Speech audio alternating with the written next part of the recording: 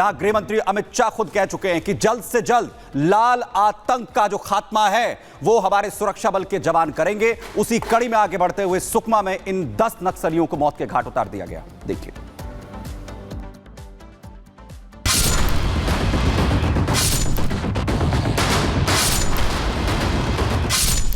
देश से नक्सलवाद खत्म करने के लिए नक्सली इलाकों में सुरक्षा बलों का बड़े स्तर पर ऑपरेशन जारी है। हर महीने ऑपरेशन लाल के तहत नक्सलियों को मौत के घाट उतारा जा रहा है। ऐसा इसलिए क्योंकि गृह मंत्री अमित शाह साफ कह चुके हैं कि आने वाले कुछ सालों में नक्सलवाद को जड़ से उखाड़ कर फेंक दिया जाएगा। कुछ ऐसा कि छत्तीसगढ़ के सुकमा जिले में देखने को मिला, जहां सुरक्षा बलों के जवानों ने 10 नक्सलियों को मार गिराया। साथ ही जवानों ने नक्सलियों के पास से कई ऑटोमेटिक हथियार बरामद किए। बस्तर आईजी ने जानकारी दी कि मुठभेड़ में अब तक 10 नक्सलियों के शव बरामद किए गए और मुठभेड़ वाली जगह से AK-47 और SLR समेत कई घातक हथियार जब्त हुए हैं। सुरक्षा बलों को जानकारी मिली थी कि जंगल में नक्सलियों ने अपना ठिकाना बना लिया है, जिसकी सूचना मिलने के बाद जवानों को जंगल की तरफ रवाना किया गया, जहां नक्सलियों से सुरक्षा बलों की मुठभेड़ हुई। जानकारी के मुताबिक नक्सली ओडिशा के रास्ते छत्तीसगढ़ बॉर्डर में घुसे थे। नक्सलवाद को मिटाने के लिए पिछले महीने अमित शाह ने नक्सल प्रभावित 8 राज्यों के मुख्यमंत्रियों के साथ बैठक की। बैठक में शाह ने नक्सली युवाओं से अपील की थी नक्सली हथियार छोड़कर मुख्य धारा में आए। यह नहीं, उन्होंने कहा था कि आने वाले कुछ सालों में नक्सलवाद जड़ से खत्म करने की कोशिश करेंगे। जो आज भी नक्सली युवा हथियार लेकर ये नक्सलवाद की प्रवृत्ति में लिप्त है, मेरा उनसे आग्रह से विनती है कि हथियार छोड़िए, मेन स्ट्रीम में आइए। सभी राज्यों ने आपके पुनर्वसन की योजनाएं, बहुत ल्यूक्रेटिव योजनाएं बनाई हैं, इसका फायदा लीजिए और देश के विकास में आपका योगदान दीजिए। नक्सलवाद के खात्मे के लिए बड़े स्तर पर ऑपरेशन जारी है।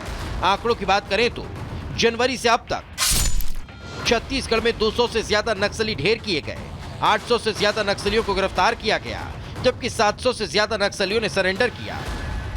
केंद्र सरकार की रिपोर्ट के मुताबिक देश में साल 2010 के मुकाबले 2023 में नक्सल हिंसा में 72% और मृत्यु में 86% कमी आई है। इसके साथ ही वामपंथी उग्रवाद प्रभावित जिलों की संख्या 38 रह चुकी है। मतलब साफ है कि नक्सली प्रभावित इलाकों में नक्सलवाद मिटाने का काम जारी है। Bureau report, Republic Bharat. भगवान विष्णु के 10वें अवतार के रूप में कल्कि जन्म लेंगे, ये लिखा हुआ है पुराणों में। कहां जन्म लेंगे ये भी लिखा हुआ है और अब इसे लेकर के कहां पर विवाद हो रहा है, आपको वो दिखाएंगे।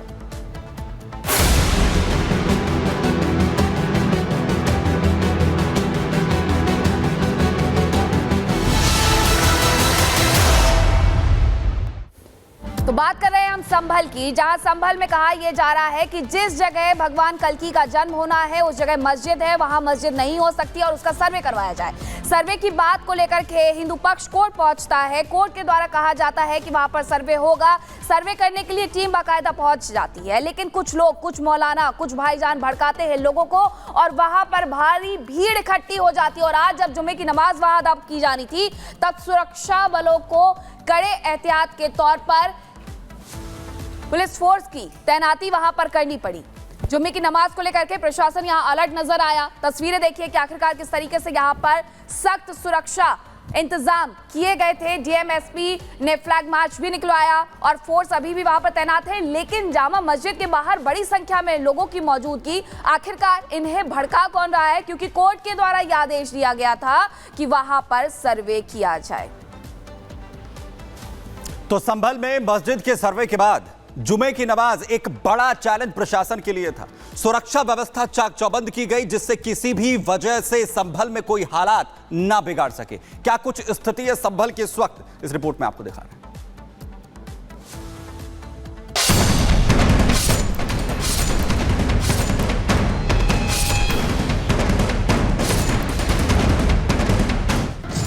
जुमे पर जमात, न हो उत्पात।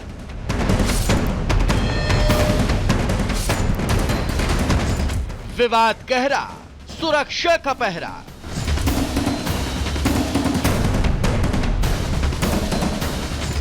जवानों का फ्लैग मार्च, उत्पाती न हो चार्ज।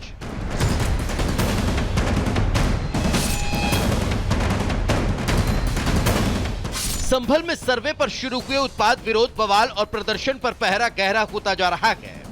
जहां कदमताल करते जवानों का फ्लैग मार्च उत्पातियों को चार्ज होने से रोक रहा है, जिन पर नजर तीसरी आंख से रखी जा रही है, तो चुनौती से निपटने चप्पे चप्पे पर चुस्ती भी दिखाई देती है। अब फ्लैग मार्च की फुल इंफॉर्मेशन दें, इससे पहले जरा पुलिस परेड की परिस्थितियों पर नजर डाल लेते हैं कि आखिर ये नौबत क्यों आई। तो दरअसल संभल की शाही मस्जिद पर हिंदुओं ने दावा किया कि मस्जिद की जगह पर श्रीहरि मंदिर था, जिसे लेकर ऋषिराज गिरी महाराज ने कोर्ट में याचिका लगाई, जिसके बाद कोर्ट ने मस्जिद का सर्वे कराने का आदेश दे दिया।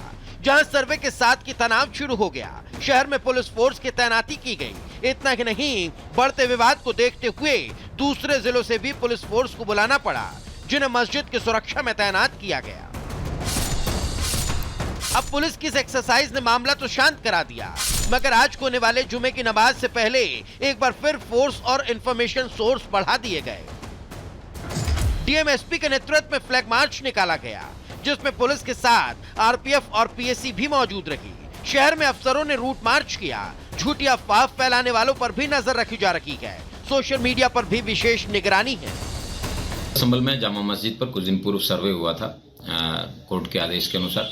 उसके बाद में थोड़ी सी कसीदगी बढ़ गई है। उसी कसीदगी को ध्यान में रखते हुए फुट पेट्रोलिंग, जिसमें पीएसी, आरएएफ और जनपद के विभिन्न थानों की पुलिस के माध्यम से फुट पेट्रोलिंग की गई है और सभी लोगों को एक सुरक्षित माहौल का एहसास कराया गया है। उसके साथ साथ विभिन्न स्टेक होल्डर्स हैं, उनके साथ मीटिंग्स भी की गई हैं और उन सबसे आग्रह किया गया है कि अपनी अपनी जो जुमे की नमाज है वो अपनी क्षेत्र की मस्जिदों में ही पढ़ें। फ्लैग मार्च किया गया है, जिसके द्वारा ये संदेश दिया गया है कि किसी भी प्रकार की कोई भी न्यूसेंस बर्दाश्त नहीं की जाएगी और कोई करेगा तो उसे उसके परिणाम भुगतने होंगे। हमने कुछ लोगों को पाबंद भी किया है, 2 लोग सोशल मीडिया वाले थे, उनको भी पाबंद किया है और यदि भविष्य में किसी प्रकार की कोई घटना होती है तो अन्य वैधानिक जो भी कार्रवाई हैं बीएनएसएस के तहत करेंगे। तो सुरक्षा सख्त है और उत्पाती पस्त, मगर चुनौती बवाल के साथ सुलग रहे सवाल की भी है